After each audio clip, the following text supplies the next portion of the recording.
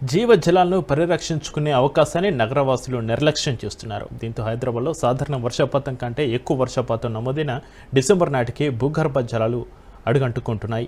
ప్రమాదకర పరిస్థితులు నెలకొంటున్నాయి. కాంక్రీట్ జంగిల్గా మారిన నగరంలో వర్షపు నీరు ఇంకే పరిస్థితి లేకపోవడంతో భూగర్భ జలాలు వేగంగా అడుగంటుతున్నాయి. 300 చదరపు మీటర్లు మించిన స్థలంలో నిర్మాణాలు చేపడితే ఇంకుడు గుంతల నిర్మాణం తప్పనిసరి చేసినా ఎవరూ పట్టించుకోవడం లేదు.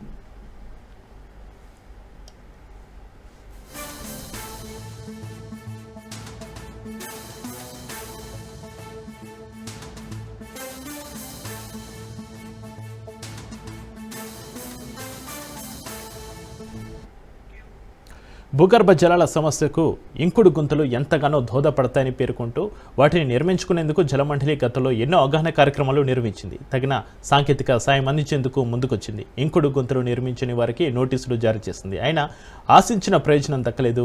40,000 క్యాన్ నెంబర్ల వినియోగదారులు తరచూ ట్యాంకర్లు బుక్ చేసుకుంటున్నట్లుగా గుర్తించారు. ఎక్కువ మంది ఇంకుడు గుంతలు లేని ఇళ్ల నుంచి బుకింగ్ జరుగుతున్నట్లుగా వెల్లడవుతోంది.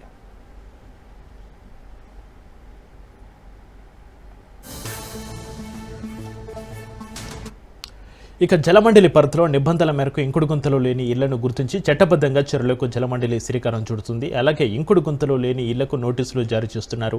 నిబంధనల మేరకు ఇంకుడు గుంతలు లేని ఇళ్ల యజమానులు వాటర్ ట్యాంకర్ బుక్ చేస్తే రెట్టింపు ధర వసూలు చేయాలనే ప్రతిపాదనలపై కసరత్తు చేస్తున్నారు.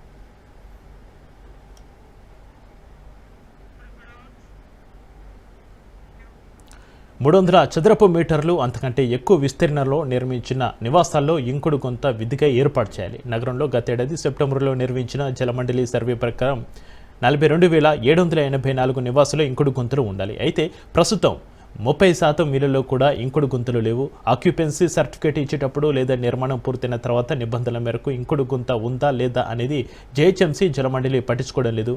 అనంతరం నోటీసులు పంపినా బేఖాతరు చేస్తున్నారు.